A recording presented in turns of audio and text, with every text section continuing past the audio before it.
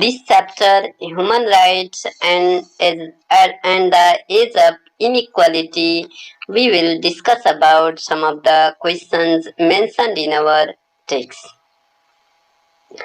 So they are in question A.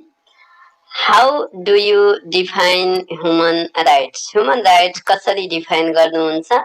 Human rights are what we makes अथवा human rights are what makes us humans. They are the right to life, liberty and pursuit of happiness. Do you know about constitutions? के तिमीलाई कन्स्टिट्युसन्सको बारेमा थाहा छ? How does constitutions of Nepal guarantee the human rights? नेपालको संविधानले human rights कसरी दिएको छ? The constitutions is the basic principle or laws of the nation, state or social groups that determines the power or duties of the government and guarantees certain rights to the people in it. The Article 16 to Article 46 of the Constitution of Nepal 2072 guarantees 31 fundamental rights to Nepalese citizens. This includes freedom to life with dignity, freedom to speech and expression, religious and cultural freedom, a right against untouchability and discriminations. Article 48 describes the duties of every Nepalese citizen. Then about this human rights to what we call connected with education, assembly, associations, movement, religion, speech, information, press and thoughts. Then about the author Samuel Mon. Samuel Mon is a Jeremiah Smith Junior Professor of Law and Professor of History at Harvard University.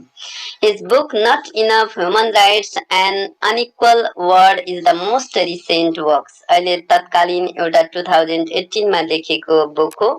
In Human Rights and the Age of Inequality, यो च्याप्टरमा Samuel Mon deals with the drastic mismatch between the egalitarian भनेको समता भन्छ crisis and the human rights remedy and that demands not only the substitute but also a supplement. He points out that human rights regime and movement are simply not equipped to challenge the global inequalities. So as the writer here talks about human rights and the age of inequality which he finds in this current world. In this essay, in Human Rights and the Age of Inequality, Samuel Mon deals with the drastic mismatch between egalitarian crisis. उनले के पाउँछन्? हरेक मान्छे equal पाउँदैनन्, inequal पाउँछन्, त्यहाँ समता present भएको पाउँदैनन्. And human rights remedies that demands not only the substitute but also a supplement. He points out that human rights regime and movements are simply not equipped to challenge the global inequality. यो एस्से उनी कसरी सुरु गर्छन् त? एस्से opens the essay with a parable where he states. सुरुमा उनले एउटा प्यारेबल सँग सुरु गर्छन् र सुरुमै उनले के भन्छन्? Talks about Croesus. अब Croesus भनेको के हो त? Last king of Lydia. लिडियाको अन्तिम किङ जसले के गरेथ्यो? यो 560 देखि 546 सम्म सेन्चुरीसम्म उनले रिजम शासन गरेको थियो. अ वेल्दी किङ, एकदमै धनी राजा थियो. who thought himself as the most happiest of mortals. जति संसारमा मान्छेहरू छन्, मरणशील प्राणीहरू छन्, त्यसमध्ये सबैभन्दा सुखी मै नै छु, सबैभन्दा धनी मै नै छु भनेर क्रोएसिसले सोचिरहन्थ्यो. He desired his citizens remain happy and free from all sorts of suffering. उसको इच्छा के थियो त? उसको सबै देशका सिटिजन नागरिकहरू खुसी रहन् र हरेक समस्याबाट टाढा रहन्, सफरिङबाट. तर उसले आफ्नो पैसा, यहाँ एउटा इन्ट्रेस्टिङ फ्याक्ट के छ भने he had one problem that he didn't want to invest his money to remove the sufferings of his people as citizens. ऊ के चाहन्थ्यो? आफ्नो जनताहरू सबै खुसी रहन्, तर आफ्नो पैसा उसले के गर्थ्यो? सिटिजन्सहरुमा खर्च गर्न चाहदैन थियो. उनको समस्या हटाउनमा। He had collected his fund for himself. आफ्नो लागि पैसा जम्मा गरेर राखेको थियो, which was later controlled by the Persian king Cyrus the Great and his army. After he was defeated, जब उसलाई युद्धमा हराइयो उसको सबै पैसा के गरिदियो साइरस द ग्रेट किङ र उसको आर्मीले के गरे क्याप्चर्ड गरे। The author associate this situation with the modern world. जसरी क्राइसिसको संसार वर्ड थियो जहाँ पैसा उसँग लिमिटेड थियो, ऊ आफू खुसी थियो, चाहन्थ्यो अरू पनि खुसी रहन् तर तिनीहरूमाथि इन्भेस्टमेन्ट गर्दैनथ्यो। त्यस्तै वर्ड अहिले मोडर्न वर्डलाई राइटरले के गर्छन्, क्राइसिसको वर्डलाई मोडर्न वर्डसँग कम्पेयर गरेका छन्। Associate the situation with modern word where inequality exists. त्यहाँ पनि गरिब मान्छे गरिबै थिए। Available means of resources are distributed in unequal way र स्रोतहरूलाई पनि स्रोत साधनलाई पनि अनइक्वल वेमा डिस्ट्रिब्युट गरिएको छ। The writer states that December 10 is celebrated as human rights day every year. राइटरले के भन्छन्, 10 डिसेम्बरलाई के गरिन्छ, it has been celebrated as a human rights day every year, but there is no any step forwarded for the equal access of rights and property among the rich and poor in the world. तर कुनै पनि त्यस्तो काम गरिएको छैन जसले poor र रिचहरू बराबर हुन्, प्रोपर्टी तिनीहरूको बराबर होस्। There is only one solutions to these all sorts of obstacles. राइटरले एउटा समाधान पनि दिन्छन्, डिस्ट्रिब्युटिभ इक्वालिटी, सबै सम्पत्ति र रिसोर्सेसहरू बराबर बाँडिदिने। He finds it is almost impossible र यो वास्तविक रियल लाइफमा के छ, असम्भव छ, त्यस्तो पनि भन्छन्। According to the writer, writing the history of human rights in relation to that political economy involved two big stages. The first was the heroic age of the national welfare states after the Second World War, दोस्रो विश्वयुद्धपछिको। The second was the political economy ascended beyond the nations during 1940s or after 1940s. Franklin Roosevelt issued his famous call for a second Bill of Rights. उनले एउटा के गरे, नयाँ कुरा issued गरे, and that included socio-economic protections in the his state. उनको आफ्नो राज्यमा socio-economic protections को कुरा गर्यो of the union, but it missed the three most important fact: provincial America's entry into North Atlantic Consensus. America के गरे थियो, नर्थ एटलान्टिक कन्सेन्ससमा एकदमै अगाडि इन्ट्री भयो। प्रोमिसिङ फ्रिडम फ्रम वान्ट, हरेक मान्छेहरूको इच्छा अनुसार स्वतन्त्रता के गर्ने प्रोमिस गर्ने, and is envisioning it everywhere in the world. यी कुराहरू उनले के गरे त, फ्राङ्कलिन रोosevelt मिस्ट गरे। ह्युमन राइट्स आफ्टर 1940 पछि human rights suffered much, human being suffered much, मान्छेहरू बढी सफर्ड भए। Human beings suffered much even after 1940s. As it follows favoritism, मान्छेहरूले आफ्नो आफ्नो पक्षकोलाई सपोर्ट गर्न थाले। The world divided into two groups, mentioning US-led democratic nation, US ले के गर्यो, डेमोक्रेटिक कन्ट्रीहरूलाई लिएर अगाडि बढ्यो। USSR रसियाले के गर्यो, कम्युनिस्ट कन्ट्रीहरूलाई लिएर अगाडि बढ्यो र जसले के गर्यो, रिजल्टेड कोल्ड वार भनेको टसल, मान्छेहरूभित्र देशहरूभित्र टसल भयो, भित्रभित्रै लड्ने गुम्सिने खालको। In the same way, decolonization of the world during the post-war era could not bring the desired development. Situation के थियो, डिकोलोनाइजेसन भइरहेको थियो, पोस्ट वार पिरियड थियो, कन्ट्रीहरू डेभलप्ड थिएन, जसले गर्दा मान्छेहरूको इच्छा अनुसार डेभलपमेन्ट पनि भएन, ह्युमन राइट्स पनि पिपलहरूलाई प्रोभाइड गरिएन। Since these states favored national welfareism instead of supporting egalitarian, यसलाई हामीले egalitarianलाई के भन्छौँ, समतामूलक भन्छौँ। यो समतामूलक हो, यो भनेको एउटा इक्वालिटी हुन्छ, एउटा हाम्रो के हुन्छ, इक्विटी हुन्छ। र इक्विटी भनेको हामीले केलाई भन्छौँ त, इक्वालिटी भनेको सबैलाई बराबर वितरण गर्नु, इक्विटी भनेको आवश्यकता अनुसार हामीले के गर्ने त, यो भनेछ एगलिटेरियन भनेको समतामूलक। यस बुझ्नु होला, दिस वान समतामूलक human rights. Samuel Mon described the issues whether another human rights movement is necessary or not. उनले के भन्छन्, सायद अर्को human rights को मुभमेन्ट आवश्यक छ, त्यसपछि मान्छेहरूले ह्युमन राइट पाउँछन् कि भनेर क्वेसन गर्छन्। Cites the examples of truth and reality mentioned in Herodotus. हेरोडोटसको हिस्ट्रीमा के भनेको छ? हेरोडोटसले के भन्छ? Redistribution of global socio economic justice under the pressure from rich to poor. प्रेसरको साथमा रिच र पुअरलाई बराबर इक्वल डिस्ट्रिब्युट गर्ने भन्ने कुरा हेरोडोटसले आफ्नो हिस्ट्रीमा मेन्सन्स गरेको छ। Though the human right activist argues that human right asserts equal freedom. Human राइट्सले सबैले बराबर फ्रिडम र राइट दिएको छ, तर वास्तवमा यो के छ भने डकुमेन्टेसनमा मात्र मेन्सन्स गरेको छ, एस्योर देम उनलाई गरिएको छ, but in fact not applied in the present real life situation. Human beings want receive original and fruitful freedom. मान्छेले वास्तविक फ्रिडम स्वतन्त्रता पाएका छैनन्। कति बेलासम्म पाउने छैनन्? Until and unless the present economy and socio political structure exist. अहिलेको अवस्था एक्जिस्ट भएसम्म मान्छेले वास्तविक पाउने छैनन्, रियालिटी अथवा वास्तविक फ्रिडम र राइट्स पाउने छैनन्। त्यसको लागि के चाहियो? Fair portion of distribution of wealth and property from rich to poor, redistribution of means and resources, formulating and implementing laws for the fair distribution of wealth by the government। यस्तो एक्टिभिटिजहरू गरियो भने to some extent अथवा massive and radical movement गरियो भने to some extent हामीले के गर्न सक्छौँ त? इगालिटेरियन सोसाइटी इस्टाब्लिस गर्न सक्छौँ, समतामूलक सोसाइटी इस्टाब्लिस गर्न सक्छौँ। तर दो दिज अल आर इम्प्र्याक्टिकल, वास्तविक जीवनमा यो सम्भव छैनन्, very hard to take place in the reality.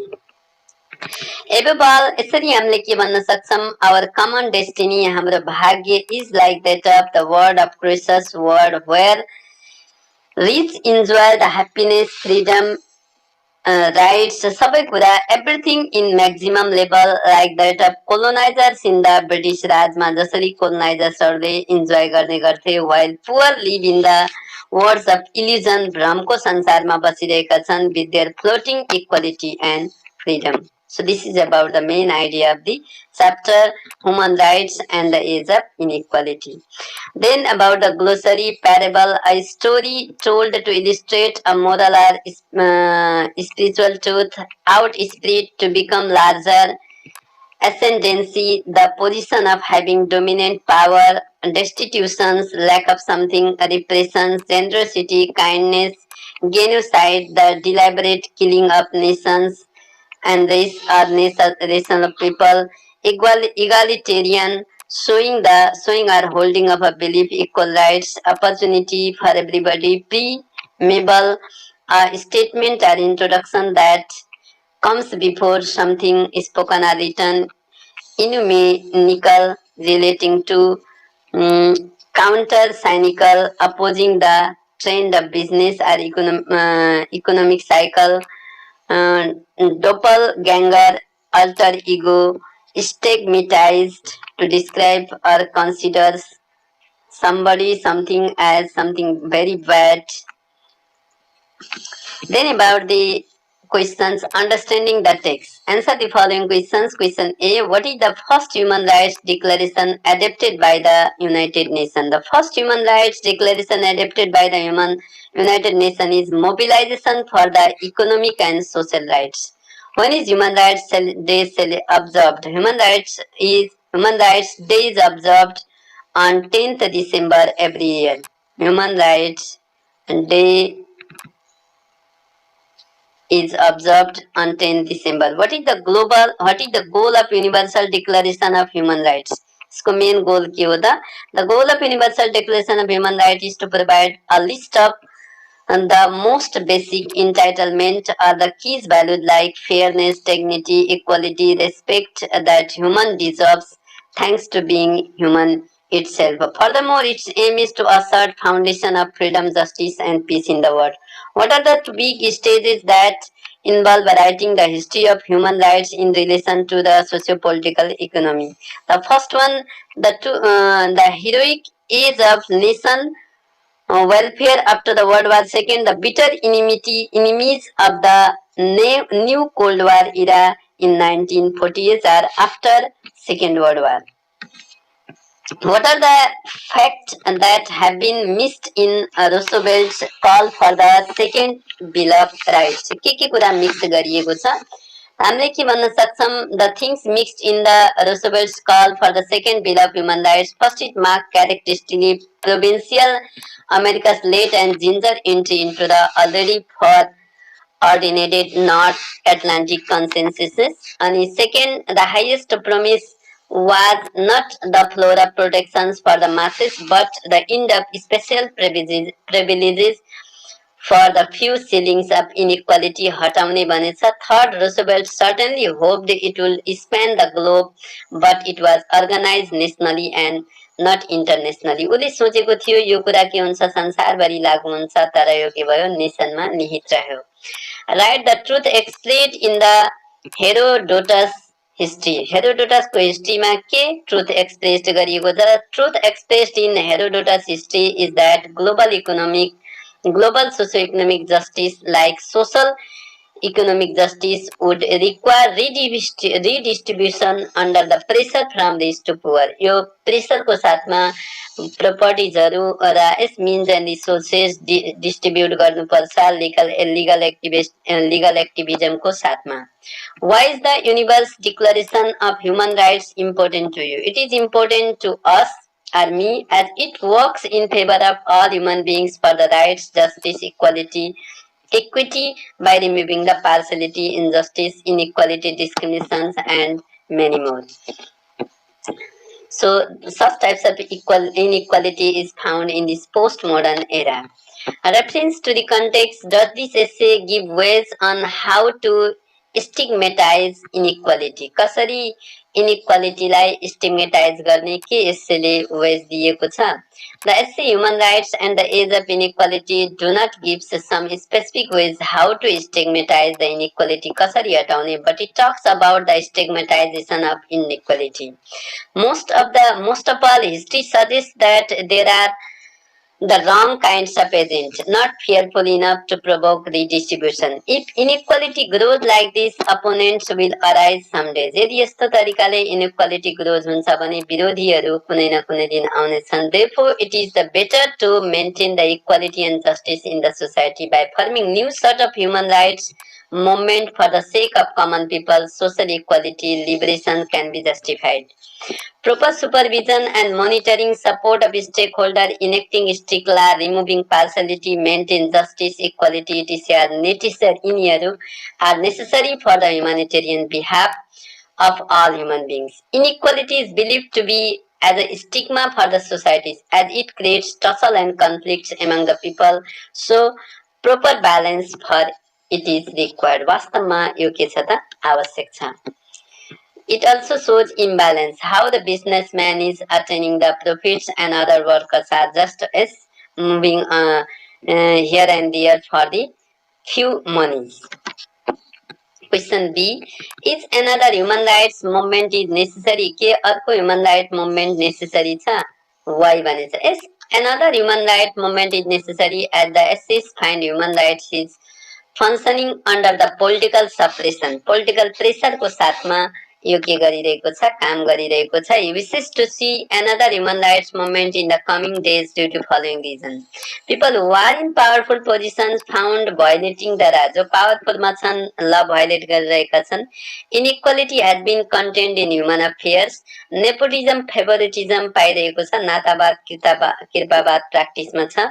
Law is to be given top priority दिनको लागि. Political and social hegemony is still prevalent in the words. Law and rights are only documented rather than it is not in practice. And there is need of rights and justice for the human beings whether they are rich or poor, belong to upper class or lower class. Then about the questions reference beyond the text. What are the challenges in maintaining human rights in Nepal? के challengesहरु अहिले यहाँ नेपालमा छन्? के challengesहरु हामीले face गरिरहेका छौं जुन के छ त human rights ले maintain गर्न आवश्यक छ. What are the challenges in maintaining human rights in Nepal? Human rights maintain गर्ने बेलामा कस्तो खालको challengesहरु मान्छेले फेस गर्नुपर्छ? त हामीले के भन्न सक्छौं human rights are the basic rights and freedom that belongs to everyone जुन के हुन्छ हरेक मान्छेसँग बिलोङ्स हुन्छ सम्बन्धित हुन्छ इन्टरनेसनल ल including treaties सन्धिहरू certain contain the provisions which give human rights to legal effect. So here is human rights was established in the year 2000 as the statutory body under the Human Rights Commission Act 1997 2053 BS in Nepal. The interim constitution of Nepal 2007 to what we call 2063 made the NHRC as a constitutional body. So here the main challenging factors हामीले main challenging factors in maintaining human rights in Nepal are following.